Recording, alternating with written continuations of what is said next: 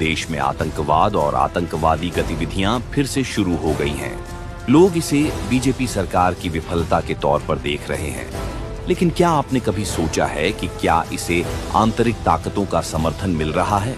एक भारतीय सैनिक का ये वॉइस नोट सुनिए और खुद फैसला कीजिए। सब अपनी अपनी राजनीतिक विचारधारा अलग रखते हैं, लेकिन आप ये जो मैसेज डाल रहे हो ना कि बीजेपी के कार्यकाल में ना तो जवान सेफ है ना ये है। सर, मेरी पोस्टिंग 2006 में JNK में थी, कुपवाड़ा में।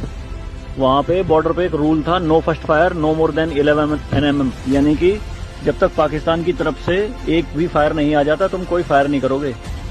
नो मोर देन 11 mm मतलब वो हमारे ऊपर RPG चलाएं, मोटरार चलाएं, कुछ भी चलाएं, हम 11 mm से ऊपर का राउंड नहीं चला सकते थे वहां पे। मेरे हाथ पे ओम गुदा हुआ है। इस ओम के गुदे होने की वजह से मुझे हाथ में रुमाल बांध के ड्यूटी करनी पड़ती थी वहां पे।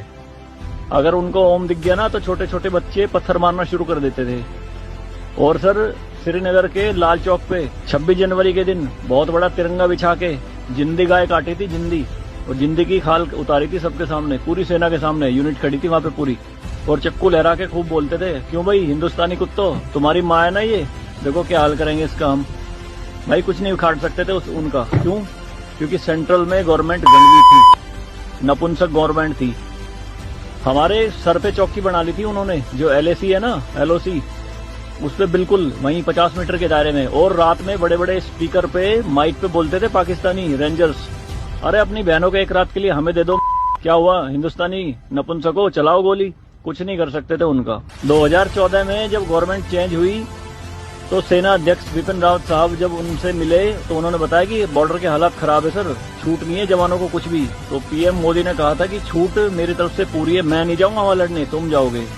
आज की डेट में आप मुझे एक भी चौकी बता दो अगर वहां ढूंढने से मिल जाए। दूरबीन लगा के देखनी पड़ती है पहाड़ों में, वो भी बंकरों में अंदर, सारी लगा दी उन्होंने तोप उड़ा के।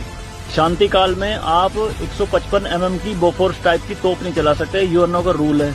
लेकिन 2014 में ये बोफोर्स भी चली JNK में पाकिस्तान की तरफ चौकी उड़ाने के लिए। तो सर ये मत कहिए कि बीजेपी के कार्यकाल में जवान मर रहे हैं, ये हो रहा है। सर, सेना के जो हाथ खुले हैं ना वो बीजेपी के कार्यकाल में खुले हैं। मैं इसका जीता जागता प्रत्यक्ष आपके सामने बैठा हूं।